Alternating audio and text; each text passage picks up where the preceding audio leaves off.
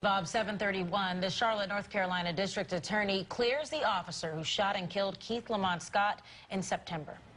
Now, according to investigators, Officer Brentley Vinson was in the area looking to serve a warrant on someone else when he and other officers saw Scott with a gun inside a car.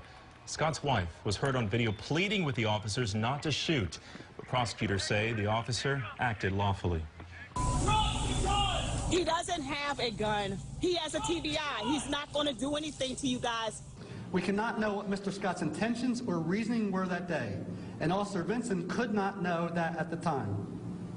What he saw was a man who had drawn a gun when confronted by police, exited a vehicle with a gun in hand, and failed to comply with officers who commanded him at least 10 times to put the gun down. So that was the announcement from the district attorney. Attorneys for the Scott family spoke after the ruling was announced.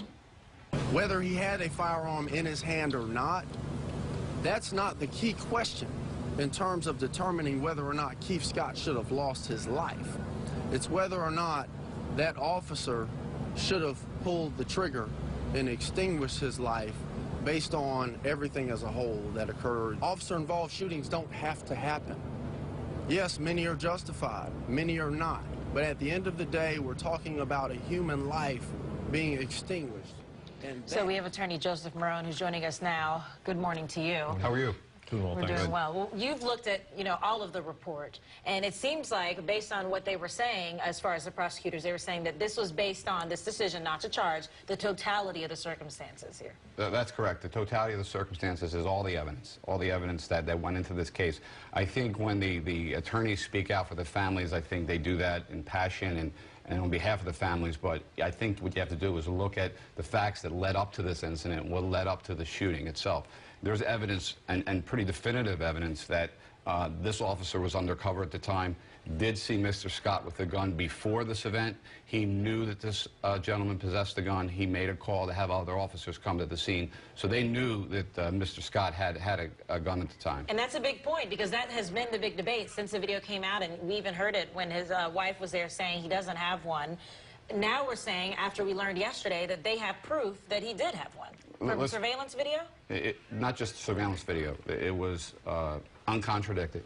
Not only did the officer see it beforehand, when they approached Mr. Scott's vehicle in the beginning. Sorry, really quickly, I just want to mention, they're showing the surveillance video there, and you can see that in his pant leg where it's circled there, and that's what they're saying is proof that he had a gun. Well, but they knew it beforehand because Officer Vinson was on surveillance on another detail. He seen Scott with the gun. He knew he had a gun before this incident even occurred. But we got to point out that's a gun holster. We don't know necessarily if the gun was in there at the time. That's a gun holster. But that fact to me is irrelevant. What's relevant is that this officer seen him with a gun before this incident, so he knows he has a firearm. He then radios to other officers. They come on the scene. They know the man is armed. When they were asking him to get out of the car, okay, another officer came around the passenger side and seen him with a gun in his hand and asked him to put the gun down. He refused to do that. They then continued to ask him to put the gun down, to get out of the car. He decided to get out of the car with the gun in his hand after, I think it's documented, over 10 commands. And that's the evidence that's really wasn't put out initially, which kind of confused and upset the public. So they say this was justified. What about using a less lethal force? Well, there isn't less lethal force when the opposition has a weapon. When someone has deadly force, the police procedure is to use deadly force. But at the same time, we didn't necessarily see the suspect, the guy pointing a weapon at the officer. Well, we didn't see it, but the officer seen it. And that's what's most important, because the officer has an obligation not only to protect himself, to protect other officers and people in the immediate area. So when you break down the investigation, it's the officer's word. What went into this investigation? Did they interview the wife? What details do we know? You can actually go on a website down at the district attorney's office. It's charmeckda.com,